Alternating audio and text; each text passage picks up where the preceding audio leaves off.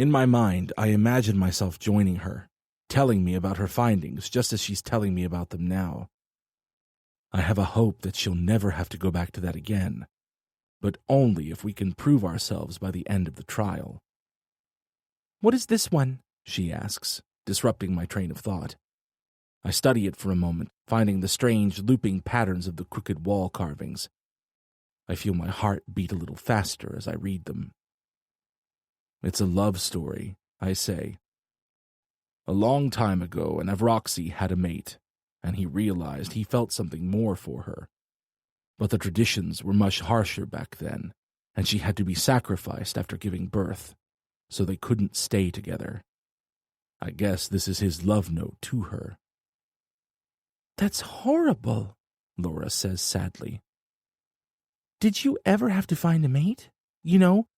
Before they changed everything?" I shake my head.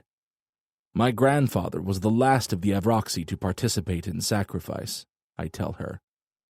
Avrox has come a long way since then, and I'm proud that my people have found a better way.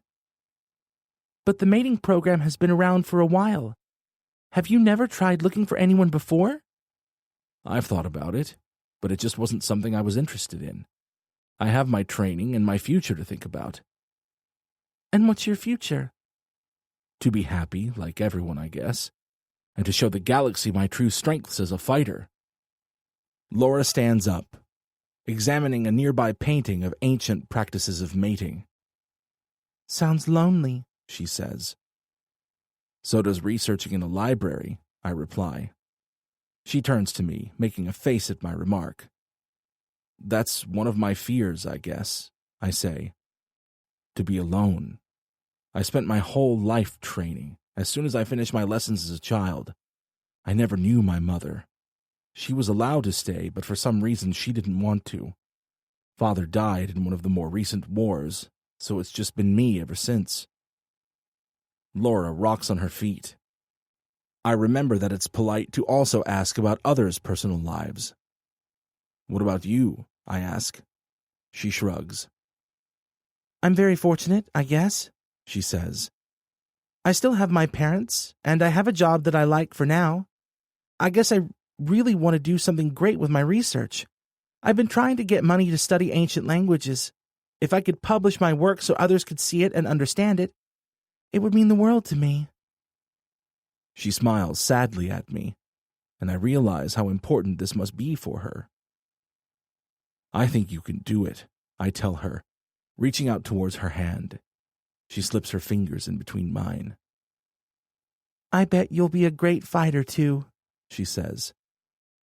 Something about this brings me back to my worries from before, remembering the words I heard today in training.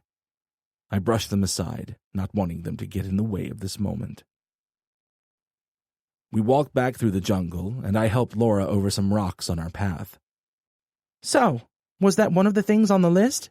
she asks me. "What list?" I ask. "The one they gave us for the program," she says. I laugh, throwing my hands up. "I threw it away," I told her. "Half of that stuff was just ridiculous if you ask me."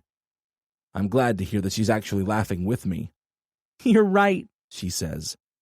"It's all a little ridiculous, really, trying to shove us together like this." "You don't like being shoved?"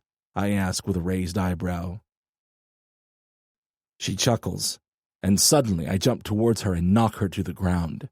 I quickly sit up, checking to see if she's all right.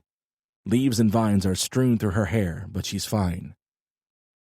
"Was that part of the joke?" she asks, but I'm distracted by a sudden shift in the air, as a large screeching sound pierces the air. "It's a Quetzi," I tell her, bringing her to her feet. "We have to get out of here." "A Quetzi?" she asks.